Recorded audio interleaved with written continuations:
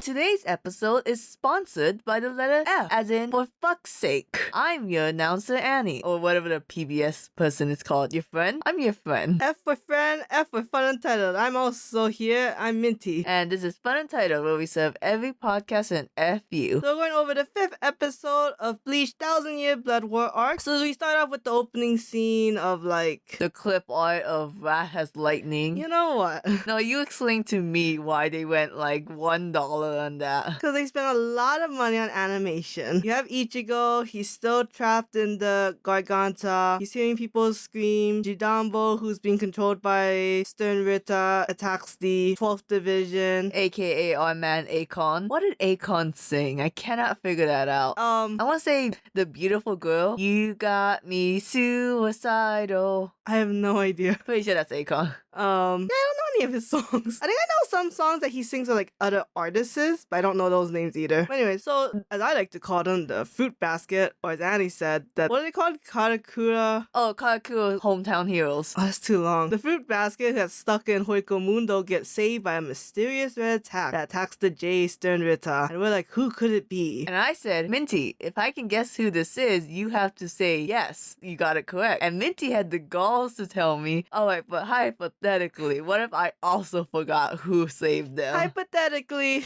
my 3 guesses are 1, Grimjow, because he lives in Hoiko Mundo and I don't think he died. And you were like, oh, but Grimjow doesn't have a sword. He gets a sword. He can buy one. Without Aizen, the economy is booming. That's right. When you're a Soul Reaper and you're going through academy, how do you get your sword? You buy it. How do they get their swords? I don't know. I wonder if it's like, because, okay, every sword has like a personality. There's gotta be some kind of like match test. It's gotta be Revolutionary Girl Utena where you get it out of your chest. That would be interesting. But then I think some of them are like, oh, they're the next inheritor of this sword. Oh, is other people like that? I think Bleach does do that. But I don't think they talk about it a lot. I think they really talked about like Hitsugaya's sword. Like Hyorinmaru is not, like he's not the first owner. Oh, okay. But they don't talk about the previous owners. I never knew that. I'm gonna Google this. Because if you think you could just buy one, all the times Renji broke his, he'd be like, Zabimaru 2. It's better, it's stronger. Well, they also fix their swords, right? So they don't just chuck it. But why do you gotta fix it if you can just buy another one? Because you bonded with it. There are some Soul Reapers who can't stand their swords, so it's like, why don't you buy it? It's like, because I'm dirt poor. Around Giku, spending on that alcohol. You know, she has an alcohol problem ever since her boyfriend got written out of the story. And her boobs grew ginormous. Going back to the Nazis. They're not Nazis, they're Stern Ritter. So we're going over, like, I guess they each got a letter of the alphabet from my man, the guy who knows English.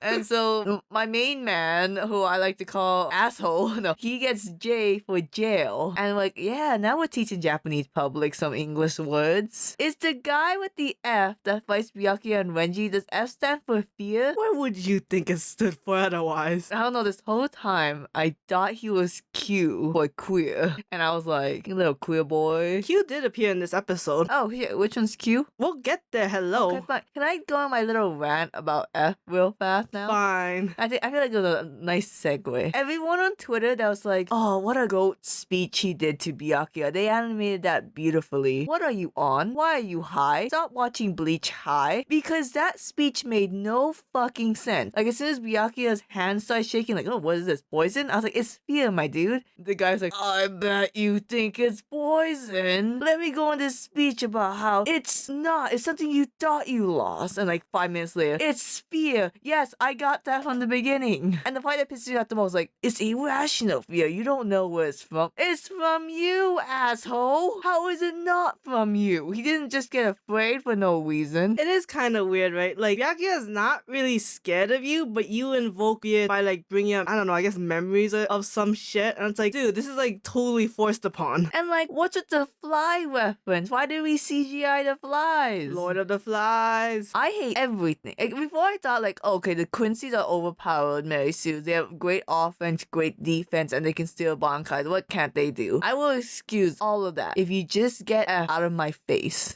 Dude, I'm telling you, he's not the most annoying one. The girl's also getting on my nerve. The one that fights the dog. Yeah, she's super annoying. I don't like her. All the girl, Stern Ritter, if I remember correctly. They're all annoying. And why so many fights off screen? Well, I think the anime is picking and choosing, but they're also not the main focuses either. You think I'll at least see a little bit of Rukia's fight? Eh. You know, she used to have main character status. So F fights Byakuya. The scene where he like blasts Byakuya with his own bankai, that looked really good. Okay. That's an iconic scene. Hey, anime? What is this not allowed for children anymore? We just watched Chainsaw Man, and I'm like, how are we allowing all this blood in my anime? We're desensitized to it now. I get Byakuya bled a lot. You think about also Bleach is like, this is a fourth arc, so the audience has grown up a lot, so you really gotta up the ante here. Byakuya's bankai is just so pretty. Oh, amazing, right? Anyway, so, and then like the superstar, what do you call it, the Mexican wrestler? Oh, the luchador. Luchador, he kicks Renji away, which is like, okay, there was that part where F was like, oh, you shouldn't have done that because he had bankai and you could have stolen it. It was like spying on the... That's another reason why I think the Quincy's are overpowered. It's like, you should have read the book that our Supreme Leader, Hail Y Guy, gave us. And like, what was he like watching you guys for 1,000 years? Was he just reading Bleach the whole time? Yeah, I don't know. It's interesting, right? Also, yeah, they reveal what the Majesty's name is. I've always read it in my mind as being Yahweh, but I don't know if that's correct because Yahweh is the Jewish term for God. And I'm like, I don't want to say that's like officially how to pronounce it, so I'm gonna wait until an English dub comes out. So I'm gonna still refer to him as the Majesty. I'm gonna call him the Supreme Fuhrer.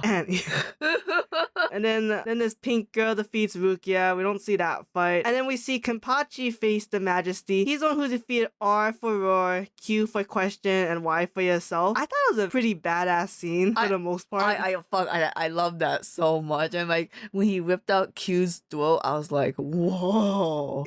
Crazy brutal. And then it's like, and that Y guy, yeah, he was pretty good, you know, because he was me essentially. But I had to be stronger than that. And I was like, oh, Kenpachi is still always will be the most feral and coolest character. I noticed that he didn't have his bells on. Didn't have the time. He saw the eye patch though. But doesn't the eye patch like steal his like spirit energy? Yeah, it suppresses it. Yeah, that's not fashion. Oh, you think that bells are important enough? I remember there was a side story specifically. They're like, Captain Kawachi, you know, we have to go. And he's like, just wait. And he's delicately putting a bell on each tip.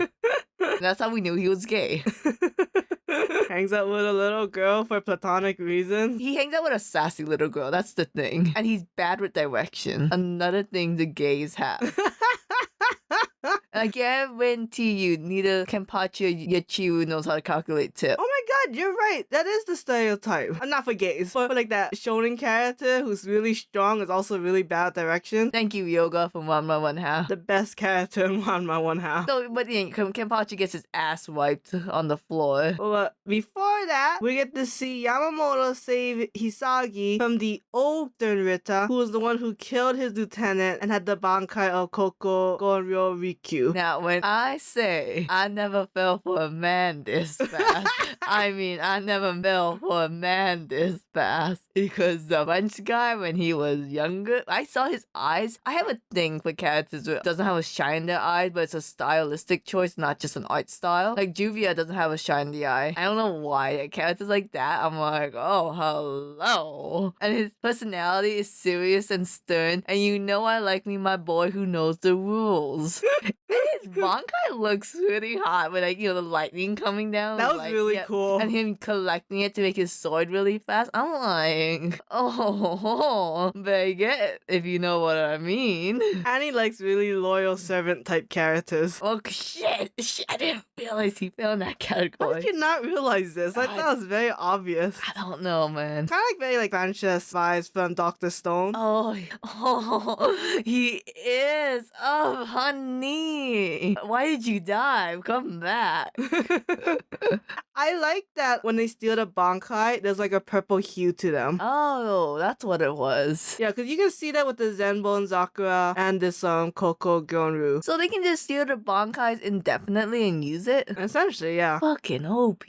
Also, just to clarify, they do have offensive and defensive abilities, but they cannot use them simultaneously. They have to choose one or the other. Oh, did we go over that in the anime? It was very glossed over. Okay. But I am so excited for the Yamamoto Yamamoto versus the Majesty fight. Literally the best fight. Yamamoto's ability is so cool. Like, it's probably one of the best anime abilities. From what I've seen, is fire. Oh, trust me. Next episode, it's insane. If it's going over Yamamoto's fight, that next episode is called The Fire. If the animation can really extenuate what's already in the manga, I don't care what happens to the rest of Bleach. They do this battle right, I'm fine with the whole thing. They screw up this battle, I'm done with this. I doubt they would. What we've seen so far is like fantastic. The animation's honestly the only thing saving this shitty anime. I know, right? Again, I feel like the pacing of it might have been better if I watched all of Bleach up to this point and not just jumped into it. I think it would help, especially like to gain more of a closeness to these characters. Well, I think the problem is I'm too close to these characters because now I'm just upset that like they can't take down this enemy that came out of nowhere. Again, this is the whole setup of the Stern Ritter as a powerful enemy force. That way, when the Soul Society gains stronger and defeats them, it means something. Well, there's a little review. Is the training montage gonna be cool? I personally don't think Bleach has very good training montages in general, but I can't say I exactly remember what happened for the Stern Ritters. Okay, because like so far in the past, it's been like he was in that hole with Kisuke turning into a hollow, and then he fought the Vizards in that underground place to become a hollow. That's the two I remember. Yeah, he does those. He trains with Yoriichi for the Bankai. Oh, yeah. He does a training with his dad, but you've never seen that one. He was the second guy who could have saved Oihime, Kisuke, and Chad. I'm telling you right now, it's definitely not the dad or Grimjow. Okay, you give me a possible opportunity. Okay, because it's not a Fullbringer. There's no way they're powerful. It's not a Fullbringer. Definitely 100% not a Fullbringer. So that leaves one of Aizen's lackeys No. or Vizard. It could be a Vizard. I don't know. I think it was an enemy, but because they looked kind of pissed when they saw him. They were pissed or like scared. Oh. Like, oh shit, this person saved my ass. I just know 100% it's not Grimjow or the dad. Because you learn of the dad's ability during the Karakura town arc. Oh. When, after Hoikumundo. Oh, then you can tell me then. I guess. He has the same abilities as Ichigo. Oh, he's just very fast. Like, he teaches Ichigo how to do the Getsuga Tenho better. Oh, it's like the Rasengan. No, in no way is it like the Rasengan. Because the dad knew it, and then he. Okay, but the dad didn't teach him or create it. Again, not sure how that worked. I think Ichigo technically maybe have inherited it because his dad had it. And you think that's why he's in the ball? Because he needs to hone his mom's skills? I'm not gonna go into spoilers, so I'm just not gonna say anything about that part. Alright, and if you're not going to go into it, then I'm leaving. Alright, you go. I'm gonna count the days until I get to see the fight between Yamamoto and the Majesty.